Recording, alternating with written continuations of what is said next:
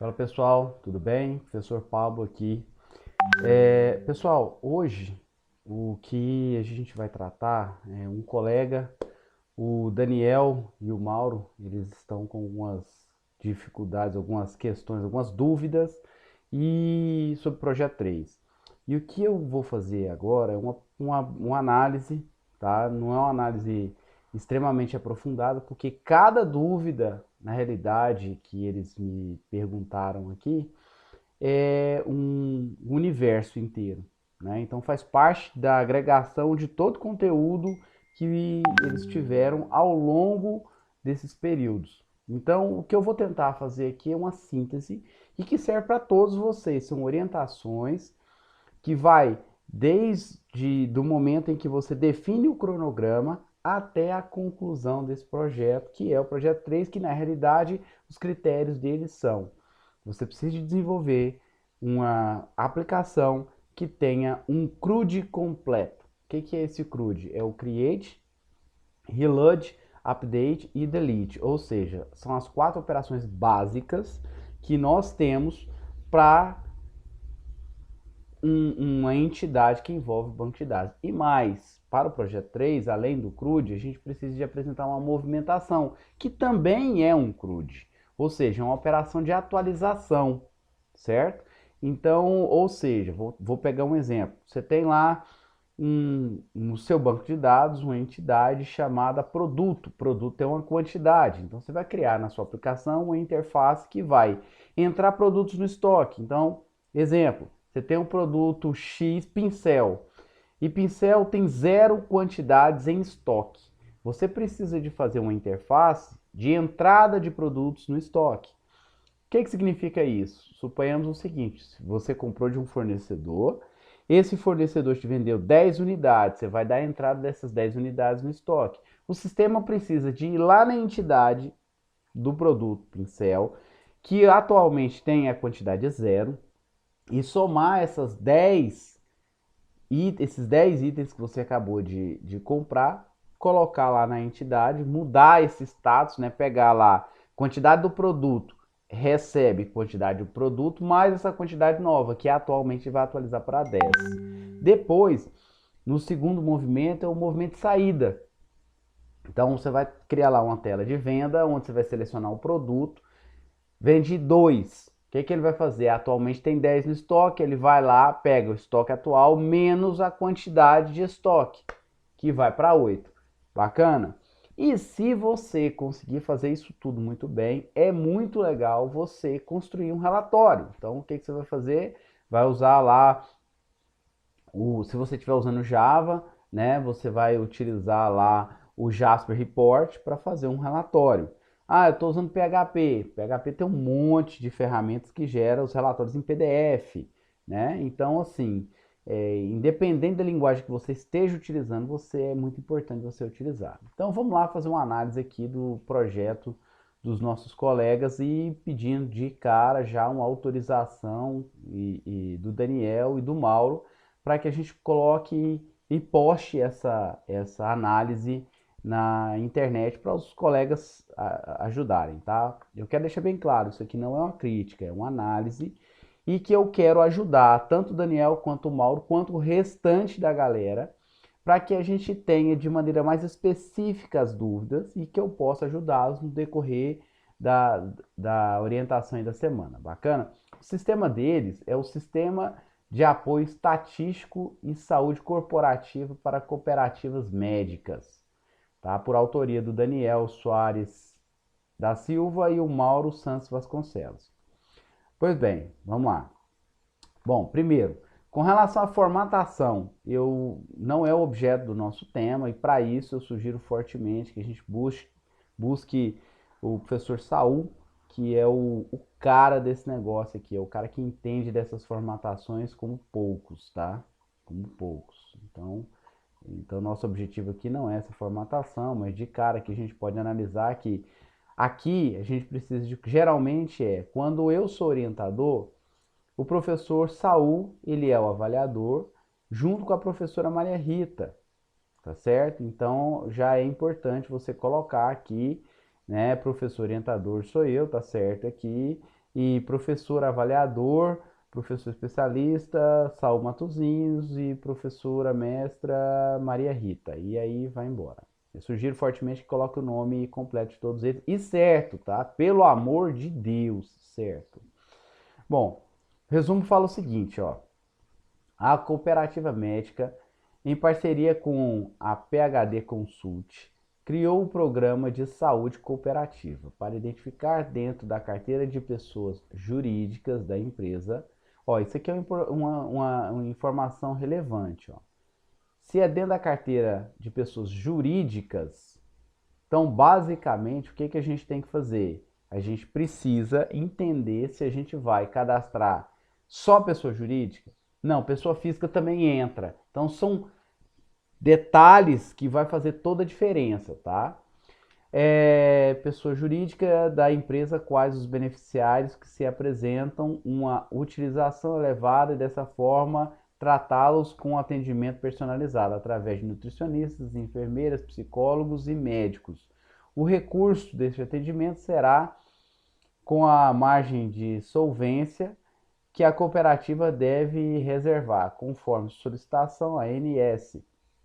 A agência autoriza que as cooperativas usem parte deste recurso, em média 10%, para a medicina preventiva. Dentro deste projeto, identificou-se a dificuldade por parte dos colaboradores da unidade da Unimed em tabular os resultados das pesquisas que eram aplicadas em empresas para traçar perfil de saúde desses beneficiários e direcionados para profissionais adequados. A pesquisa era feita no papel transcrito para uma planilha em Excel que exige um trabalho desgastante, porque a entrada desses dados não era padronizada e feito por várias pessoas. Com isso, esses pacientes foram direcionados para profissionais errados, pacientes não eram qualificados, quantificados e os erros e os resultados apresentados para as empresas envolvidas no projeto eram completamente errados.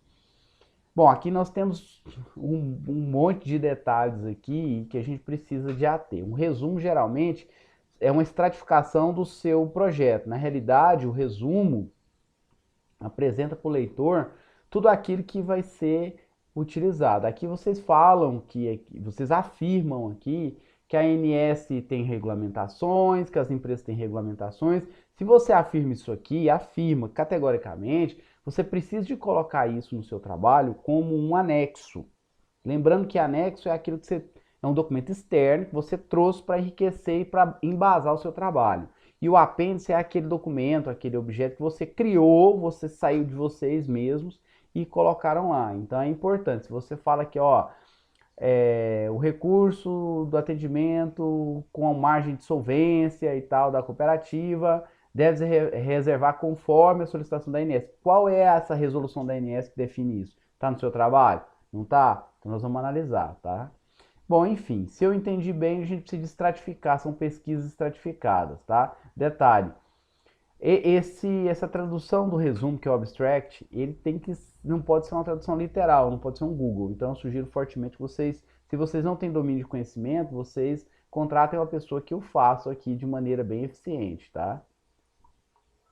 Nós temos a parte de ilustrações, as tabelas, o sumário que deve ser feito de acordo e indexado de acordo com o Word, né? Bom, aí a gente passa pelas referências e aqui, a introdução, e aqui eu digo a vocês que toda referência ele tem que estar lá na bibliografia. Metodologia, essa metodologia aqui também, tá? Tudo isso aqui tem que ser justificado.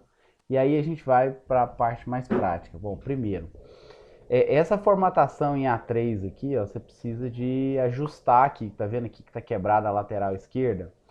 Uma análise bem prática aqui, eu digo a vocês que é o seguinte: esse cronograma está extremamente equivocado. Por quê? Olha só, aqui o meu cronograma que vocês utilizaram aqui como exemplo, ele está dividido em dias. Primeiro dia, segundo dia, terceiro dia, quarto dia, quinto dia e sexto dia. Vocês vão conseguir fazer esse projeto inteiro em 6 dias?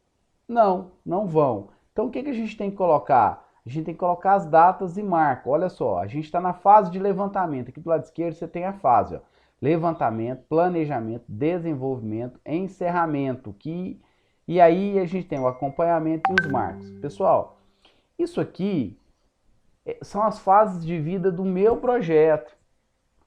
O ciclo de vida do seu pode ser levantamento, projeto, levantamento de requisitos, projeto, desenvolvimento, testes, implantação e homologação e implantação.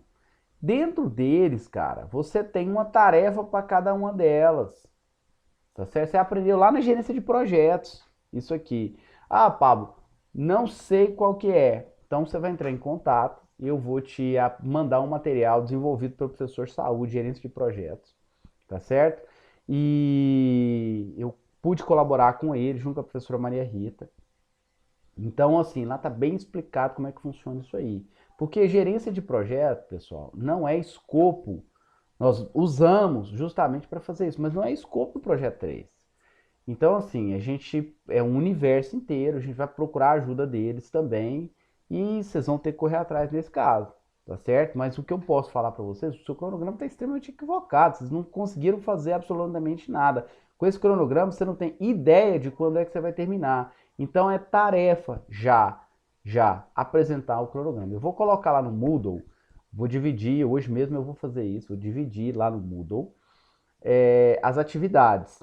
Então, vocês vão ter que entregar o cronograma lá, tá? E colocar aqui também. Bacana? Uma das atividades vai ser essa. Então, aqui, de cara, as fases estão equivocadas, vocês não trabalharam as fases, não trabalharam as tarefas das fases, e aqui os responsáveis por entregar a tarefa, tá certo? Na primeira parte aqui, ó, dessa data aqui, que tem que estar relacionada com a sua entrega, na parte de cima é a data que você planejou, na parte de baixo é a data que você entregou de fato. Se você teve um atraso, é gerência de projetos, cara. Se você teve um atraso, você vai ter que colocar esse atraso e você vai ter que especificar por que é esse atraso. Esse objeto, que é o cronograma, ele é vivo dentro do seu trabalho.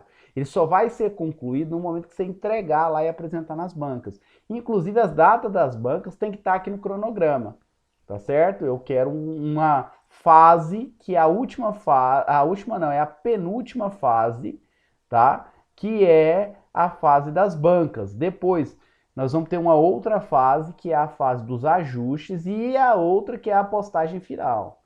Então isso é importante, tem que ter aí no seu cronograma. Fundamentação teórica, tá certo?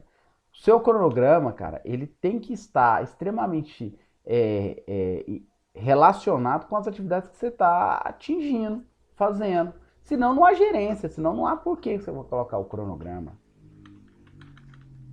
Bom, banco de dados, e aqui você fala sobre a teoria de banco de dados, mas você não fala qual é o banco de dados que você vai utilizar ou que já está utilizando, né? Então, assim, a teoria que eu sei que a gente tem a quantidade de páginas máximas do seu trabalho, mas aqui é ínfimo, né? Praticamente você está falando muito pouco aqui, está falando do modelo relacional aqui. Aí aqui embaixo você começa a falar do banco de dados que você vai usar, que basicamente é um parágrafo, né? Um parágrafo, ou seja, nada. Você não falou absolutamente nada.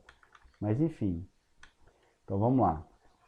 Perfil organizacional, você está apresentando quem é essa entidade da qual vocês buscaram essa aplicação. Bom, aí você vem aqui na solução proposta. Ó. Fez uma análise de requisitos. E eu digo a vocês aqui que tem aqui uma descrição de uma anamnese. Vocês construíram vamos olhar aqui embaixo para ver se vocês fizeram aqui um documento de anamnese para ele, né? E aí, se vocês fizeram esse documento de anamnese,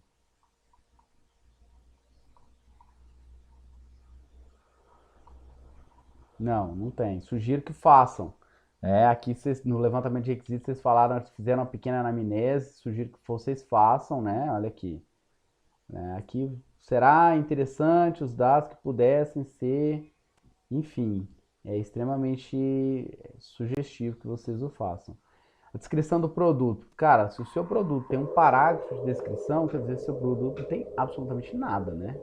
Ó, o sistema web saúde é um sistema web simples e fácil de uso. Vocês estão vendendo isso aqui, né? Isso é um trabalho acadêmico, cara. É a descrição. O sistema tem módulo X, Y, Z. Você aplica para isso, isso e isso. É uma descrição que vai te ajudar. Isso aqui é na fase de engenharia de requisitos. É importante você levantar tudo isso aí. E aí, dentro da fase de engenharia de requisitos, a gente tem algumas ferramentas. Uma delas é o diagrama de caso de uso. É justamente para você apresentar o uso da aplicação. Então, se vocês não estão entendendo para que utiliza um diagrama de caso de uso, a gente pode criar, né, uma live aí apresentando a ferramenta, apresentando o que é o diagrama de caso de uso, que também não é a única ferramenta que a gente pode utilizar.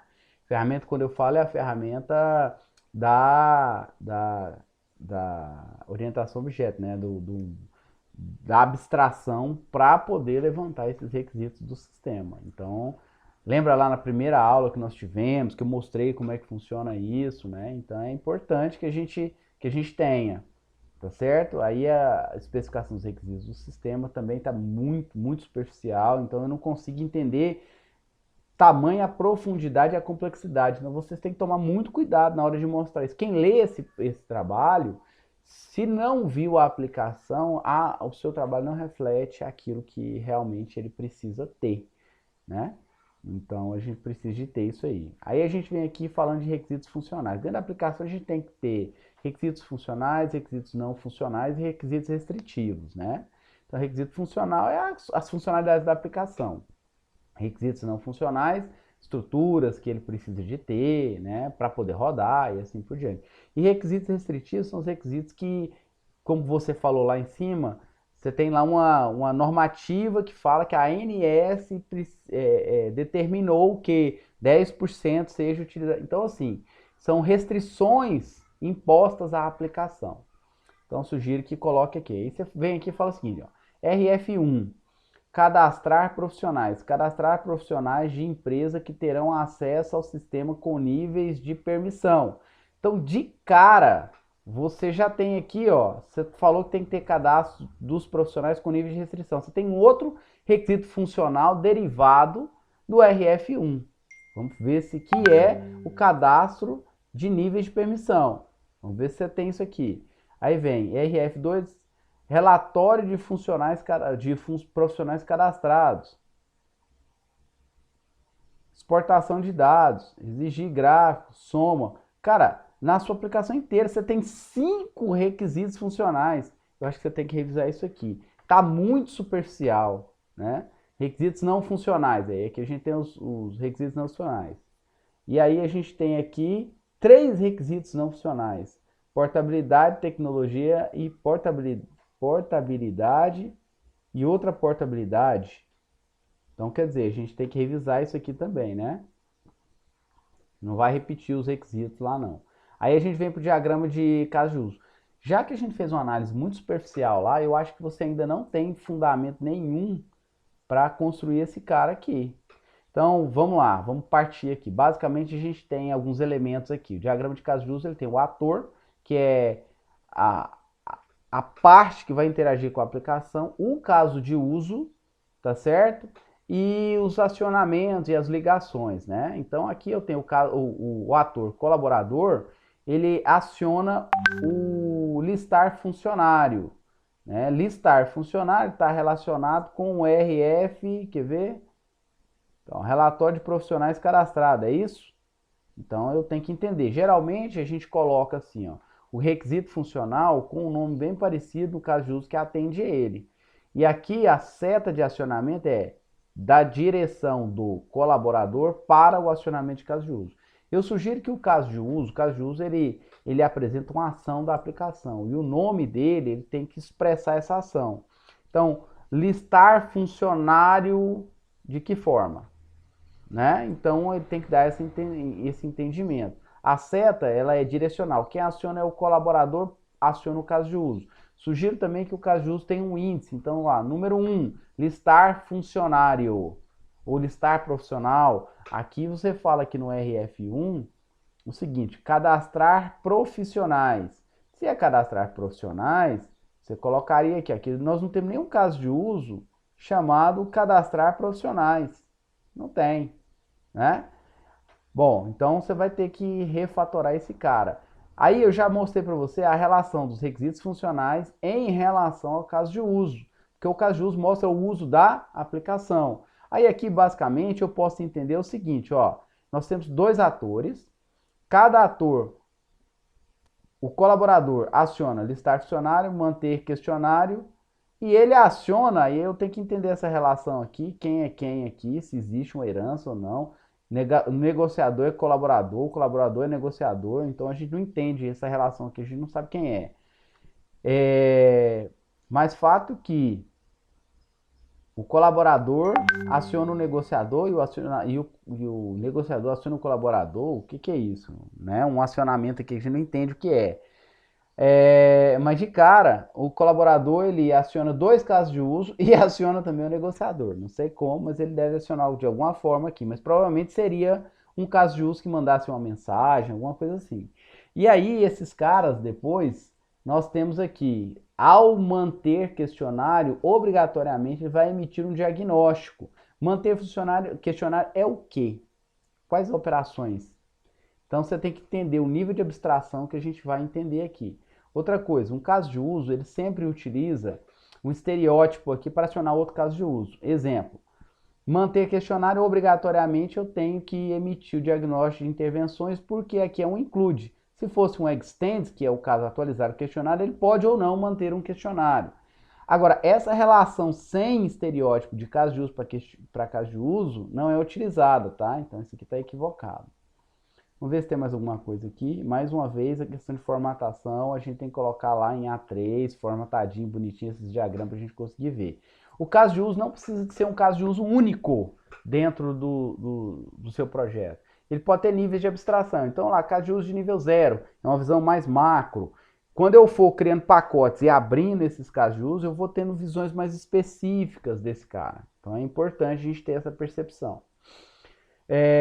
Partindo para o próximo item aqui, o que é? Descrição do caso de uso. Muito bom, beleza. O C01, o que, cara, aonde você achou esse ID aqui dentro do diagrama? Aonde está falando aqui? Eu não sei. E é por isso que eu digo a você, você tem que ter um identificador aqui para você poder apontar ele aqui embaixo, ó. Aí eu mostrei, né, pro pessoal um modelo lá. Isso aqui não é uma regra não, tá? Mas é bacana você ter um modelo onde você tem, por exemplo, uma descrição, um fluxo principal, um fluxo alternativo. É muito, quanto mais informação você tiver nesse objeto, melhor, tá certo? Melhor, melhor. Eu vou dar um exemplo aqui bem prático para vocês entenderem aqui essa situação. Então eu vou pegar aqui, ó, um modelo que eu utilizo, por exemplo, em alguns projetos. Vamos pegar esse cara aqui, documento de requisitos, para ficar bem prático aqui. Tá? É um documento que a gente utilizou em alguma empresa, né?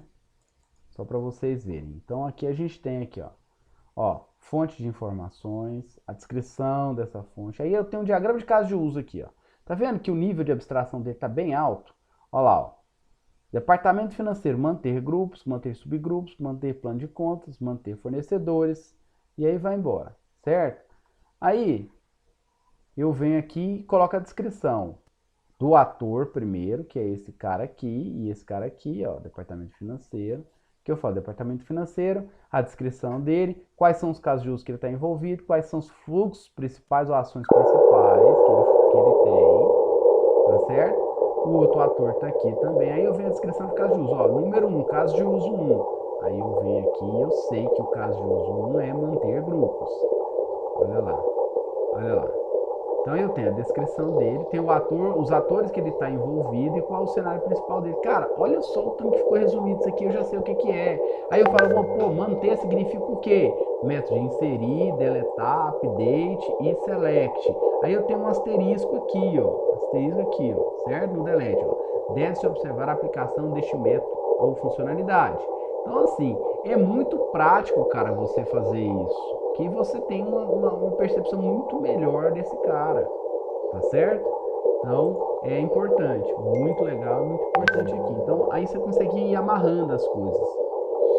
Desse jeito aqui, você vai me desculpar, mas eu realmente não consegui entender. Aí a gente vem aqui no modelo de identidade de relacionamento, a gente já está indo para a parte de projeto dentro do banco de dados. Esse MER, ó, a formatação aqui tá estranha. Esse MER aqui, ele precisa de ter as entidades que subsidiam os seus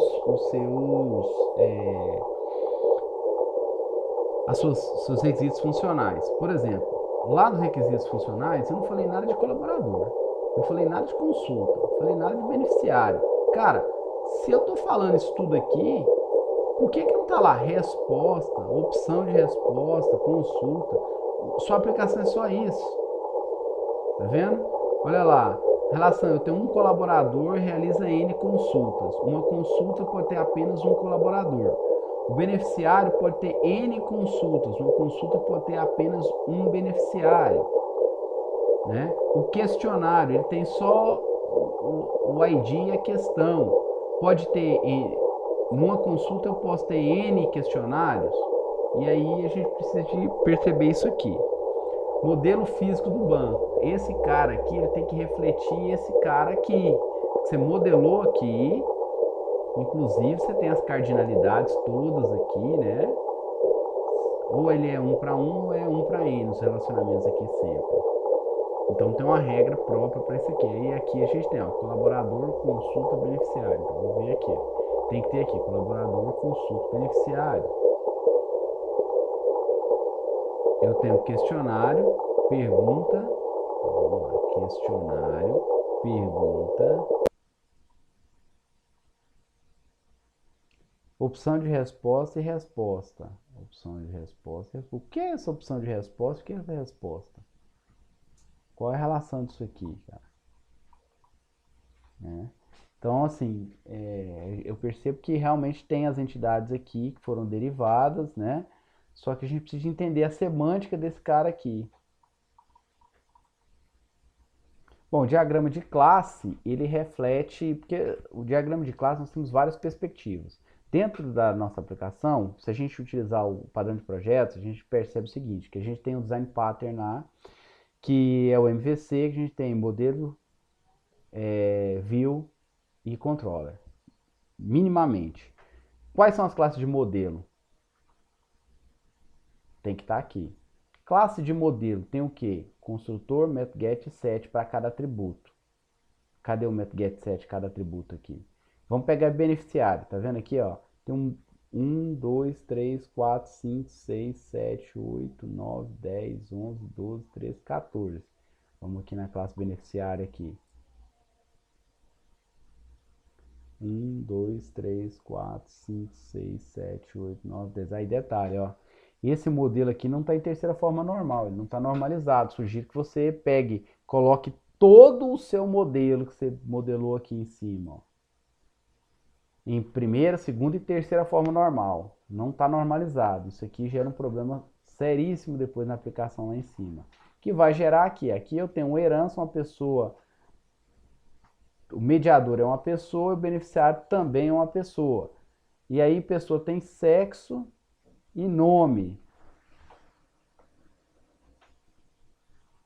O mediador tem sexo e nome, mas não tem mais nada, né? Então, assim, essa classe aqui, por exemplo, questionário contém pergunta, pergunta contém opção, opção contém a resposta. Eu acho que revisando esse cara, o diagrama de caso de uso, você vai conseguir melhorar os outros modelos que tem que estar totalmente coerentes aqui. Diagrama de classe, se o seu objeto é mostrar as classes de entidade, que são essas classes aqui, ó, que é o que eu percebo aqui, lá dentro da abstração orientada a objeto, você precisa ter os métodos get set para todos eles, igual você implementa lá. Né? Se você implementou o método getSet lá, você tem que ter aqui também, porque isso aqui vai influenciar diretamente no diagrama de sequência. Por exemplo, você tem lá no diagrama de sequência lá uma classe de controle para incluir. Então eu sugiro que você pegue, nós estamos construindo uma aplicação, certo? Então vou dar um exemplo bem prático aqui. Ontem nós, com outros alunos, nós construímos um obviamente que a gente está pegando um outro modelo, mas vai ajudar bastante porque lá é não SQL o banco. Aqui é um banco SQL. Nós temos uma grande quebra de paradigma que quando você está tratando de UML, você está usando uma abstração orientada a objeto. Quando você está usando um banco de dados relacional, não tem orientação a objeto lá. Então, quando você expressa aqui, ó, herança, que herança é um pilar da orientação a objeto. Aqui no modelo relacional, você não tem herança. Entendeu? Então você tem essa dificuldade. Então é importante. E aí, quando você coloca um diagrama de classe, você está falando de um diagrama de classe de entidade aqui. Num diagrama de classe completo, de uma aplicação completa, ele tem a classe de borda, que é a classe boundary, que são os formulários ou uma API REST, dependendo de como essa aplicação conversa com outra ou conversa com o sistema. Além da interface, nós temos lá a classe que é o controller, nós temos um DAO, como é que esse cara conversa com o outro. O diagrama de sequência é a sequência de execução. Se eu não tenho as classes especificadas aqui, eu vou ter que criar alguma coisa aqui para mostrar isso aqui, ó. Porque, por exemplo, o mediador, ele fala com a tela que é uma classe, não é um formulário, não é uma classe. Essa classe, ela conversa direto com o controller ou ela tem uma classe de modelo que ela instancia o objeto que está na tela dela? Vou dar um exemplo bem prático aqui. Ó. Vamos abrir aqui o NetBeans e pegar uma aplicação que é essa aplicação aqui. Ó.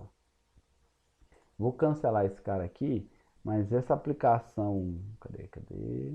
Aqui, ó, tem uma aplicaçãozinha aqui bem simples, para vocês entenderem bem essa situação aí.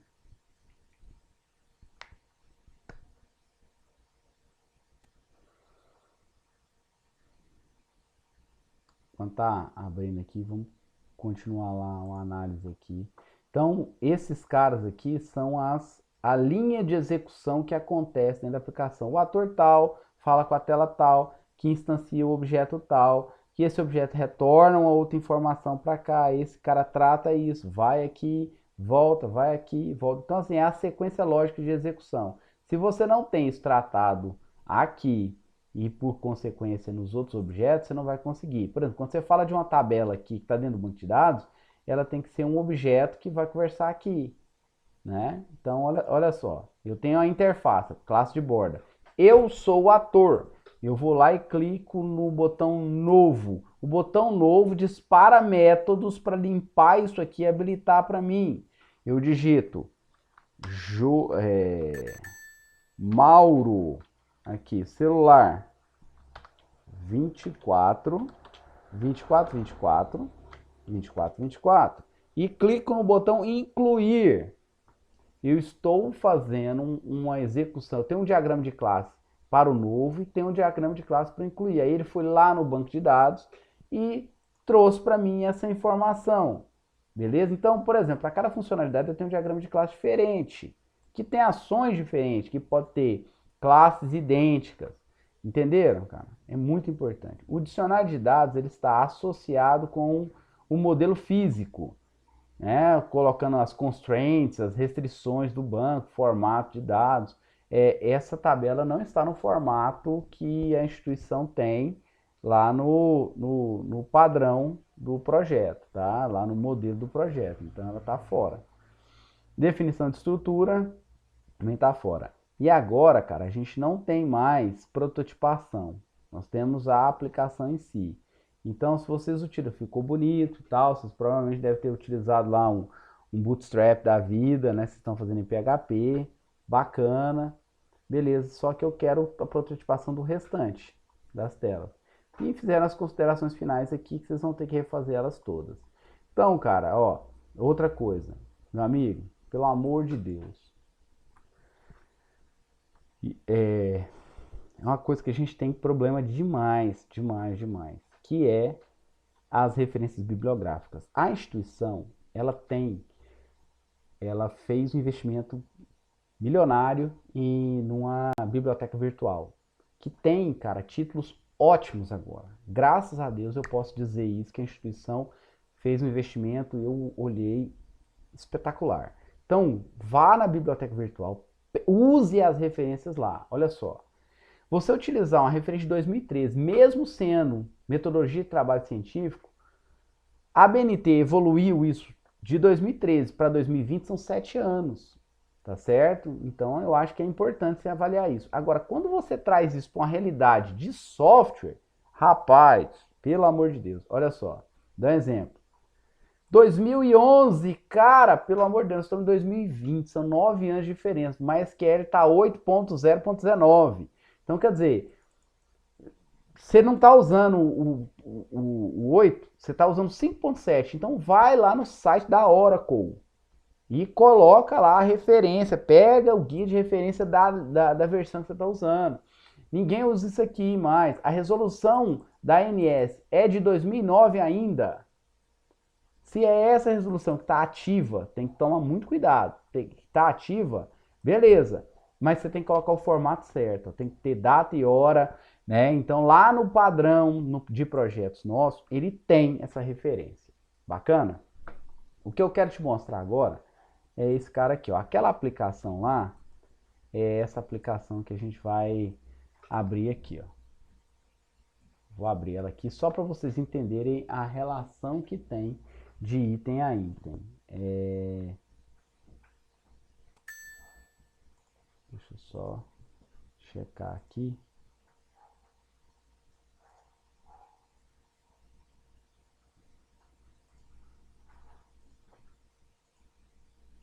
Projeto aula.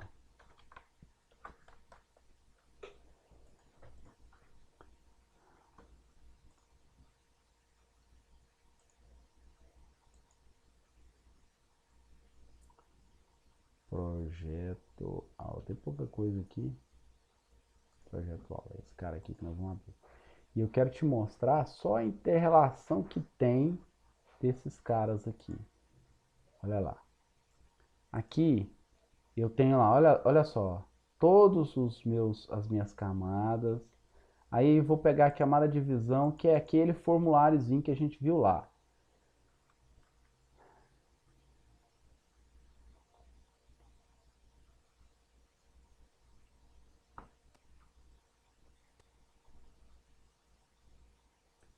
Pronto. Lembra quando eu falei, olha lá, eu tenho um diagrama de sequência de cada funcionalidade? Beleza. Vamos para a funcionalidade novo, que é bem simples. Então, o ator, que sou eu, interage com a interface que está aqui, ó, aluno view, certo? Então, tem que ter um objeto lá, aluno view, eu, usuário, sou o ator que está relacionado lá ao diagrama de caso de uso, certo? Vem aqui, clico no método que chama exatamente action perform. Olha só, olha o nome do método. Olha aqui o nome do método. Esse cara aqui, ó. Esse é o nome do método. Quais são os parâmetros? Eu passo um evento. Aí o que ele faz? Ele aciona o outro método aqui da mesma classe lá, que é habilitar campos. Depois ele vai lá, aciona outro método, limpar. Ele vai acionando, depois ele redireciona o foco. Beleza? É isso, cara. Agora vamos para o outro, que eu digitei os dados e mandei incluir. Eu tenho que ter uma classe lá no diagrama de classe que aciona isso. Olha lá, o evento é JBT incluir action perform. E ele passa um evento como parâmetro. O que ele faz? Ele faz uma validação. Depois ele chama e instancia um objeto de modelo chamado aluno. E aciona o método set nome, set celular, passando como parâmetro o resultado do getText do objeto que está ali dentro. Então, tudo isso, cara, são detalhes. Então, o diagrama de sequência, ele é muito importante para mostrar a dinâmica da aplicação. E não pode ter essa confusão louca de objetos, não, que é um objeto que conversa com o outro aqui, não tem uma sequência lógica de execução, né, cara? Então, é muito importante. Eu espero que eu tenha ajudado vocês. Bacana? E é importante a gente trabalhar. Eu vou colocar tá? Postar essa aula para vocês e espero que eu possa ajudar. E a gente vai construindo. O ciclo de aprendizado é isso mesmo. Você sofre, aprende, executa. Sofre, aprende, melhora e executa. E assim por diante. Grande abraço, fica com Deus.